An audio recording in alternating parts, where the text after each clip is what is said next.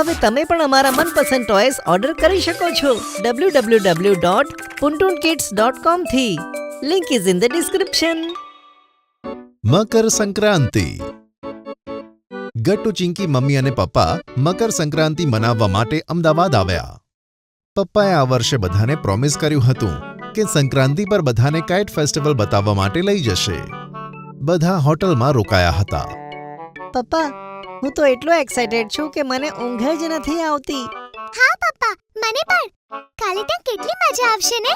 હું તો પેલો મોટો વાળો કાઇટ જોવા માટે બહુ જ એક્સાઇટેડ છું. અરે પણ બાળકો, જો તમે અત્યારે નહીં ઊંઘ્યા તો આવતીકાલે પતંગ ઉડાવવાની મજા નહીં આવે. અત્યારે સૂઈ જાઓ, જેથી આવતીકાલે ઘણી બધી એનર્જી સાથે કાઇટ ઉડાવી શકો. હા પપ્પા, તમે સાચું કહો છો, પણ મમ્મી યાદ કરીને અમને જલ્દી ઉઠાવી દેજે. હા હા જરૂર બાળકો, હવે સૂઈ જાઓ. બીજા દિવસે બધા તૈયાર થઈને કાઇટ ફેસ્ટિવલ જોવા માટે નીકળી પડે છે. ફેસ્ટિવલનો પ્રવેશ દ્વાર એક મોટો કાઇટ સાઇઝનો ગેટ હતો. વાવ મમ્મી પપ્પા, આ જુઓ, આ ગેટ કેટલો યુનિક છે. હા ગટ્ટુ, અહીંથી શરૂઆત થાય છે આપણા ઇન્ટરનેશનલ કાઇટ ફેસ્ટિવલના વિઝિટની. પછી બધા પ્રવેશ કરે છે. આખું આકાશ રંગબેરંગી પતંગોથી ભરેલું હતું. ગટ્ટુ, ચિંકી પણ એક સ્ટોલ પાસે જાય છે અને પતંગો જુએ છે. અરે ચિંકી, આ કાઇટ્સ તો જો, કેટલી મોટી મોટી છે, મારા અને તારા જેટલી. હા ગટ્ટુ. આ જ ખાસિયત છે ને કાઇટ ફેસ્ટિવલની બાળકો. અહીં જેવી કાઇટ્સ છે ને તેવી કાઇટ્સ તમને બીજે ક્યાંય જોવા નહીં મળે. ચલો હવે પોતાની પસંદગીની કાઇટ લઈ લો. ગટ્ટુ અને ચિંકી ધ્યાનથી કાઇટ્સને જોવા લાગે છે અને પોતાના માટે કાઇટ્સ પસંદ કરવા માંડે છે. વાહ પપ્પા, પપ્પા, હું તો આ ડાયનાસોર વાળી કાઇટ લઈશ. જુઓ ને કેટલી મોટી છે.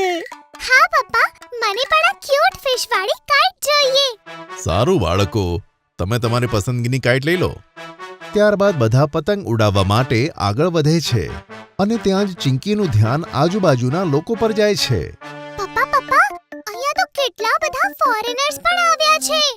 હા ચિંકી, મેં તને કીધું હતું ને કે આ ઇન્ટરનેશનલ કાઇટ ફેસ્ટિવલ છે, તેથી ઘણા બધા ફોરેનર્સ પણ આવશે.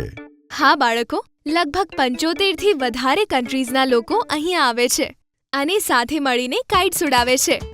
આ વાત સાંભળીને ગટ્ટુ અને ચિંકી આશ્ચર્ય પામે છે. વાવ મમ્મી, તો આપણે ખૂબ લકી છીએ કે આપણે આ ફેસ્ટિવલનો પાર્ટ બની શક્યા. એકદમ સાચું કહ્યું તે ચિંકી. ચલો હવે જલ્દી જઈને તમે બંને પણ કાઇટ્સ ઉડાવો.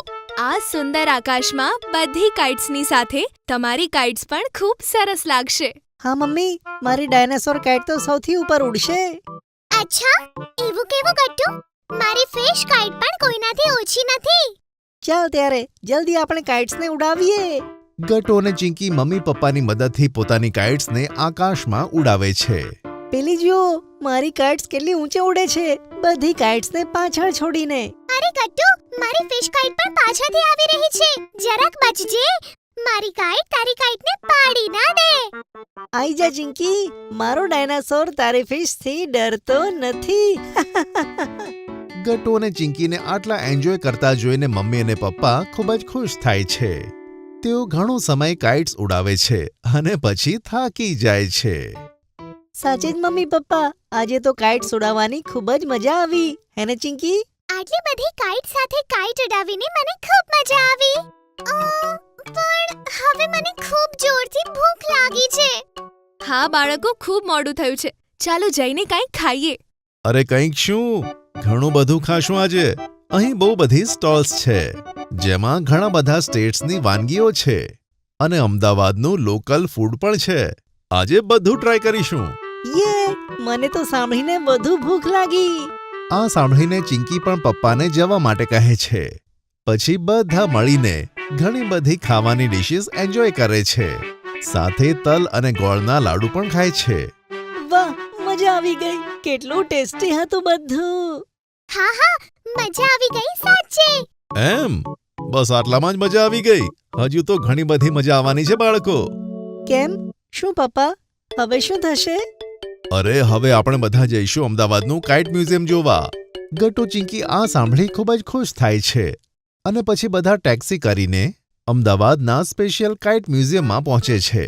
પપ્પા, અહીં સ્પેશિયલ શું છે?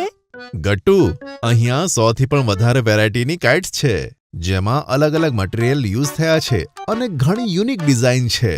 હા બાળકો, અને અહીંયા કાઇટ્સની હિસ્ટ્રી વિશે પણ જણાવે છે કે કેવી રીતે 200 BC માં હાઇન સાંગ નામના એક માણસે કાઇટ ઉડાવ્યો હતો. શું સાચે જ મમ્મી? કાઇટ્સ આટલી જૂની છે? હા ગટ્ટુ, અને ખબર છે, આ જ કાઇટ્સે 1902 માં રાઇટ બ્રધર્સની હેલ્પ કરી હતી એરપ્લેનના ડેવલપમેન્ટમાં. વાવ મમ્મી, કાઇટ્સના વિશે કેટલી બધી જાણકારી હતી જે અમને ખબર જ નહોતી. એટલે જ તો આ કાઇટ મ્યુઝિયમ આટલું સ્પેશિયલ છે ચિંકી. થોડા આગળ જતા ગટ્ટુની નજર રોકુકુ પર પડે છે. પપ્પા, આ શું છે? આ તો અલગ રીતની કાઇટ દેખાય છે. હા ગટ્ટુ, જાપાનની સ્પેશિયલ હેક્ઝાગોનલ કાઇટ છે આ. તેને પેપરના 400 નાના નાના ટુકડાઓથી બનાવવામાં આવે છે. શું 400 પીસીસ? ઓહો, તો તેમાં તો ખૂબ જ મહેનત જતી હશે ને પપ્પા? હા ચિંકી, એકદમ સાચું કીધું તે. મ્યુઝિયમમાં કાઇટ્સ જોયા પછી ગટ્ટુ અને ચિંકી બહાર આવી જાય છે. તો બતાવો બાળકો, તમને કાઇટ મ્યુઝિયમ કેવું લાગ્યું? ખૂબ જ સુંદર. આના વિશે મારા ફ્રેન્ડ્સને હું જરૂર બતાવીશ. હા પપ્પા, ચાલો એક સરસ ફોટો લઈએ. હું પણ ઘરે પાછી જઈને મારા ફ્રેન્ડ્સને ફોટો બતાવીશ. હા બિલકુલ. ચાલો એક સાથે ઊભા રહીએ બધા. પછી પપ્પા એક સરસ સેલ્ફી લે છે અને પપ્પા બધાને લઈને હોટેલે પહોંચી જાય છે. તો આ રીતે ગટ્ટુ અને ચિંકીએ આ વર્ષની મકર સંક્રાંતિ અમદાવાદમાં મનાવી. જો તમને અમારી વાર્તા ગમી હોય તો ટૂન ટૂન કિડ્સને લાઈક, શેર અને સબસ્ક્રાઇબ કરજો.